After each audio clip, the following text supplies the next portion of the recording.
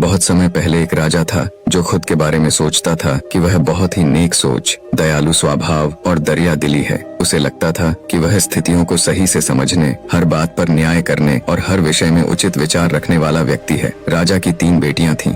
एक दिन उसने अपनी बेटियों को बुलाकर कहा, मेरे पास जो भी है वो सब तुम्हारा है। तुम तीनों को मुझसे ही जीवन मिला है। मेरी इच्छानुसार ही तुम तीनों का भूत, वर्तमान और भविष्य बना हुआ है, जो आगे भी ऐसे ही बना रहेगा। मैं ही तुम तीनों का भाग्य बनाता हूँ। राजा की यह बात सुनकर उसकी 2 बेटियों ने शांत मन से राजा की बात में हामी भर दी, लेकिन तीसरी बेटी ने ऐसा नहीं किया। उसने कहा, नहीं, मुझे तो नहीं लगता कि आपके हाथों में मेरा भाग्य है। राजा यह सुनते ही गुस्से में आ गया। उसने अपनी तीसरी बेटी की कही बातों को एक चुनौती के रूप में स्वीकार किया। उसने खुद को अपनी तीसरी बेटी के सामने सही साबित करने की ठान ली और उसे जेल में बंदी बना दिया। इस वजह से राजा की तीसरी बेटी कई सालों तक जेल में ही बंद रही। राजा और उसकी बाकी की बेटियां राजसी जीवन जीते रहे। राजा मन ही मन सोचता है कि यह मेरा ही हुक्म है जो मेरी जिद्दी बेटी जेल में कैद है। लोगों को भी यही लग रहा होगा कि राजा का ही हुक्म है जो उसकी बेटी को ऐसा भाग्य मिला है। उसकी प्रजा के लोग भी यही सोचते थे। उन्हें लगता था कि राजा की तीसरी बेटी ने जरूर कोई गलत कार्य किया होगा,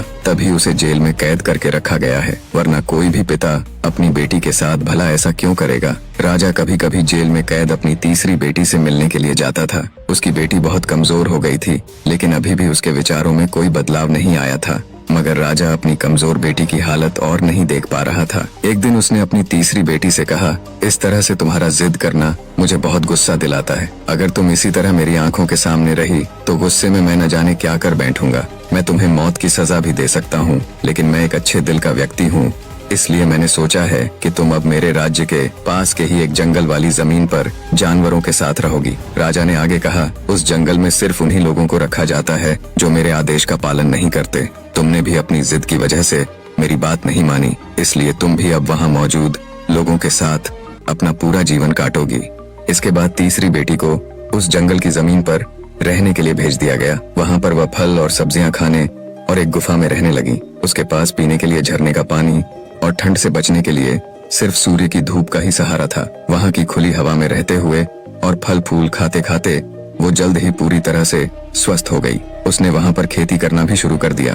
गुफा को उसने घर की तरह सजा लिया था और खुशी खुशी वहीं रहती थी। एक दिन वहाँ पर एक भटकता हुआ राहगीर आ पहुंचा। उसे देखते ही देखते राजा की तीसरी बेटी से प्रेम हो गया और दोनों खुशी खुशी वहीं रहने लगे। उस जंगल में उन दोनों के अलावा और भी कई लोग रहते थे, जिनकी मदद से उन्होंने उस जंगल को एक शहर के रूप में बदल दिया। कुछ ही सालों में राजा की तीसरी बेटी और वो राहगीर उस शहर के राजा रानी बन गए। अब उनके शहर की चर्चा दूर दूर तक होने लगी। जैसे ही इसकी जानकारी राजा को मिली, वह उस जंगल में सब कुछ देखने के लिए पहुंच गया। जब उसने वहां की राजगद्दी पर अपनी बेटी को बैठे देखा और साथ में एक खूबसूरत युवक को, तो उसके होश उड़ गए। राजा की बेटी ने अपने महल में अपने पिता का पूरे सम्मान के साथ स्वागत किया। उसने अपने पिता से उसके बुरे बर्ताव व फैसले के लिए कुछ भी नहीं कहा।